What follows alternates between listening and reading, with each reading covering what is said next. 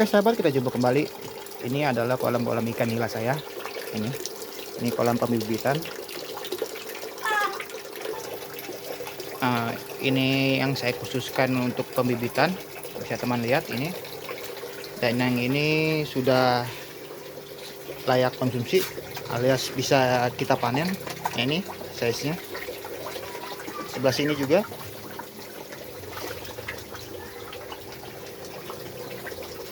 Dan juga ada di kolam terpal saya yang sebelah sana.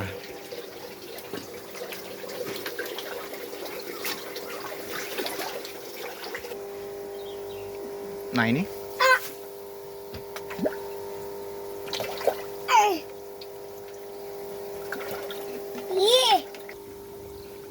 Dan untuk kolam yang ini saya telah membeli bibit ikan yang baru. Nah ini terlihat ada 3 kantong. Saya sedang melakukan aklimatasi, jadi penyesuaian ikan sebelum kita masukkan ke kolam yang baru. Nah ini baru saya masukkan, jadi mungkin akan saya tunggu 15 menit lagi, belum saya buka. Dan saya akan nanti tunjukkan ikan-ikannya.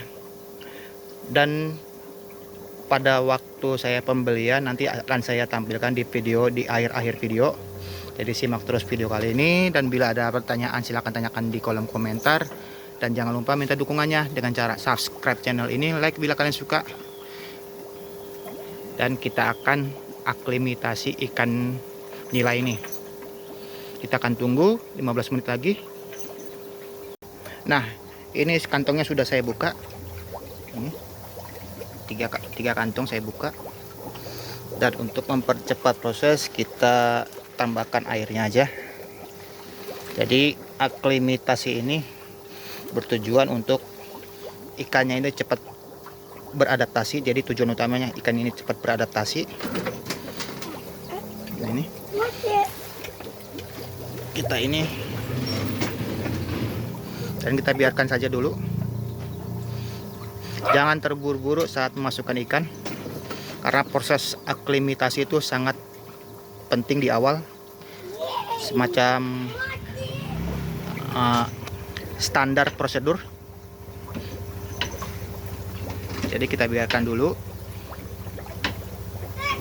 Nah kita akan coba mulai tebar, tapi sebelumnya usahakan airnya ini jangan sampai ikut masuk ke dalam kolam ya teman.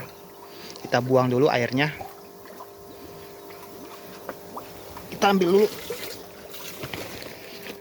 Nah, seperti ini. Kita akan buang airnya, karena air bawaan dari supplier itu atau si pembibit belum tentu airnya sama dengan air yang di kolam kita. Dan untuk meminimalisir terjadinya penyakit bawaan dari air yang ada di kolam kita, di kantong, maksudnya yang di kantong ikan ini. Jadi untuk meminimalisir penyakit bawaan, kita buang airnya, jangan kita bawa masuk. Nah ini seperti ini.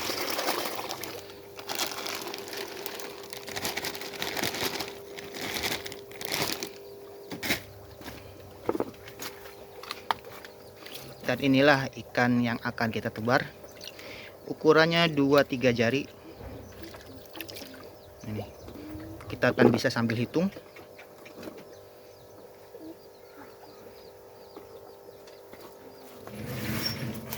Dan kita juga bisa memantau kondisi ikannya. Bila mana ada jamur pada permukaan ikan, sisik-sisik ikan, kita bisa singkirkan, kita akan bisa karantina. Nih terlihat ikannya lumayan sehat-sehat, lincah juga, badannya mulus, tidak ada korengan, tidak ada jamur, tidak ada penyakit.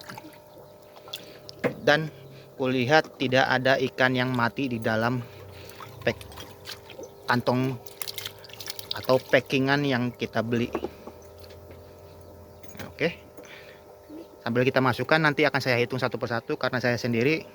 Saya skip aja videonya. Kantung pertama sudah selesai. Kita akan lakukan hal yang sama pada kantung yang kedua. Berat. Nah, ini kantong kedua sama seperti kantong pertama. Kita lihat kondisi ikannya, karena kalau sudah masuk ke dalam kolam itu sangat susah sekali. Kita cek satu persatu. Jadi mumpung masih dalam sebelum masuk ikan ini masuk ke dalam kolam, kita bisa lihat kondisi ikannya. Dan ini ikan-ikannya.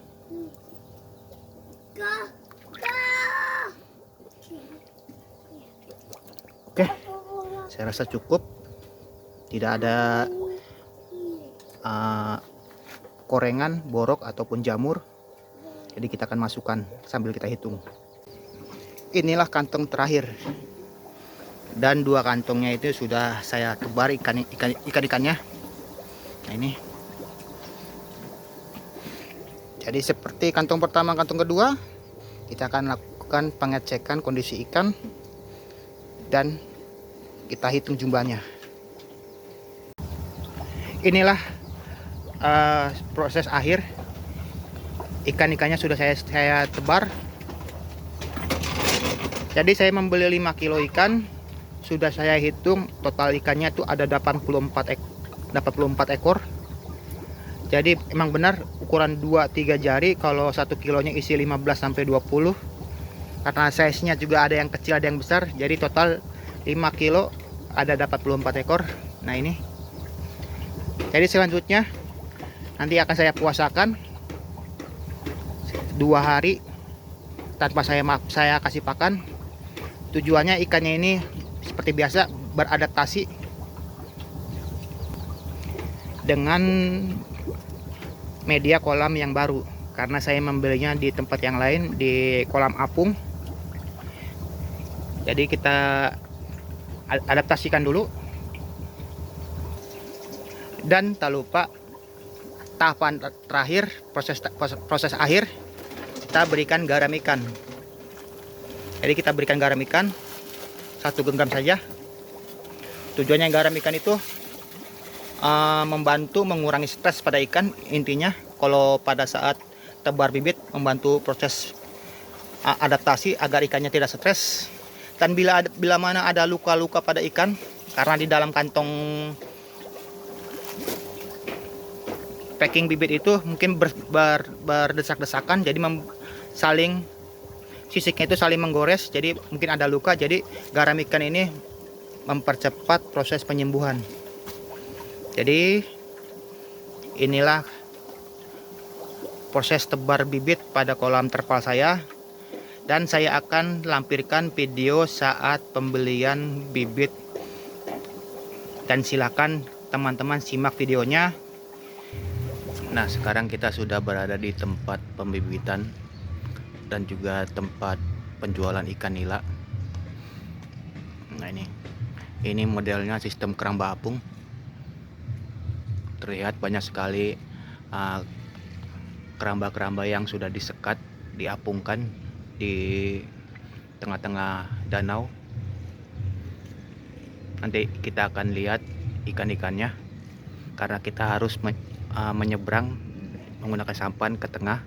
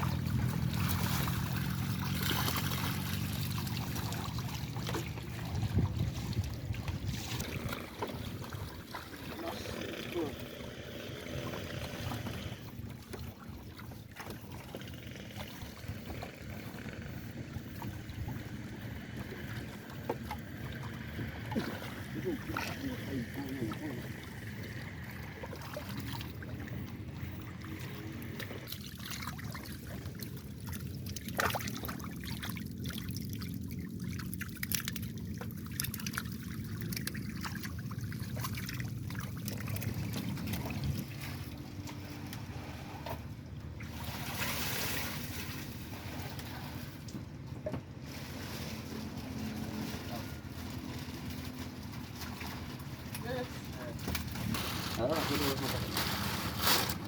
Sok.